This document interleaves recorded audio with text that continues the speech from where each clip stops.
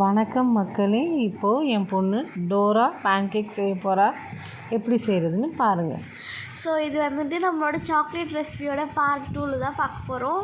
இது வந்து ரொம்ப ஃபேமஸான டோரிமான் கார்ட்டூனில் வர டோரா பேன்கேக் தான் செய்ய போகிறோம். அதுக்கு ஃபஸ்ட்டு மைதா எடுத்துக்கோங்க. அதில் வந்து கொஞ்சம் பால் ஊற்றி இப்போ வந்து அந்த நல்லா தண்ணியாக லிக்விடாக கலக்க போகிறோம். அது ஒரு லிக்விட் ஸ்டேஜ்க்கு வர வரைக்கும் நல்லா கலக்கணும். அதுக்கும் ரொம்ப லிக்விடாக போயிடாமல் தோசை வந்து ரெடி பண்ணுற மாதிரி நம்ம எப்படி பண்ணுவோமோ அதே மாதிரியே இருக்கணும்.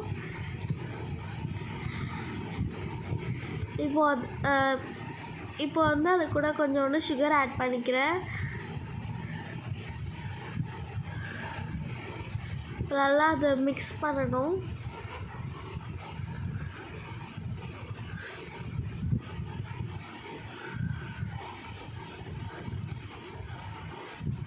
இப்போ வந்து நம்மளுக்கு தேவையான அளவு நம்ம மிக்ஸ் பண்ணியாச்சு. இல்லை கொஞ்சோண்டு ஆயில் சேர்த்துக்கலாம்.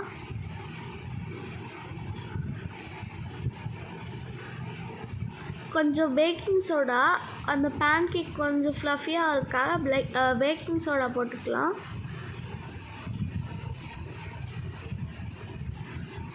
இப்போ நான் வந்துட்டு என்ன பண்ண போகிறேன் அப்படின்னா, அந்த தவா வந்து ஹீட் ஆனதுக்கப்புறம் நம்ம பேன்கேக் வந்து ரெடி பண்ணிடலாம்.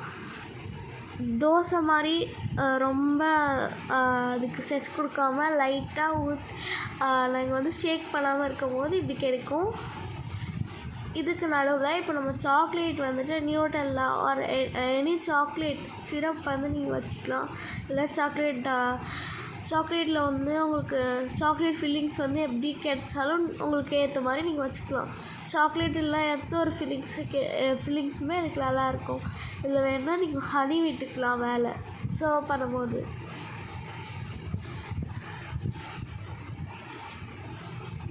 ஸோ இதுதான் எங்களுக்கான ஃபர்ஸ்ட் ட்ரை. உங்களை மாதிரி நாங்களும் இப்போ தான் ஃபர்ஸ்ட் டைம் பார்க்குறோம். இதுதான் அவுட்புட். ஸோ உங்களுக்கு பிடிச்சிருந்துச்சுன்னா லைக் பண்ணுங்கள். பாய்.